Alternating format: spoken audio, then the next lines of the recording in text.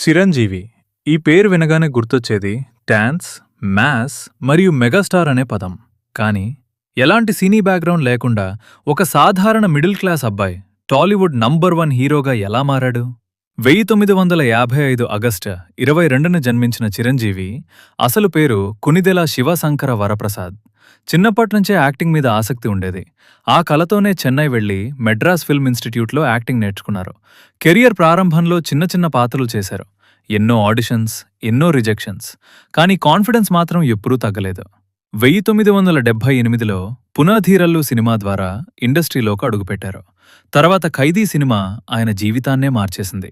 ఆ సినిమా తర్వాత డాన్స్ అంటే చిరంజీవి, మ్యాస్ అంటే చిరంజీవి, స్టైల్ అంటే చిరంజీవి అన్న స్థాయికి చేరుకున్నారు. అందుకే ఆయనను అభిమానులు మెగాస్టార్ అని పిలవటం ప్రారంభించారు.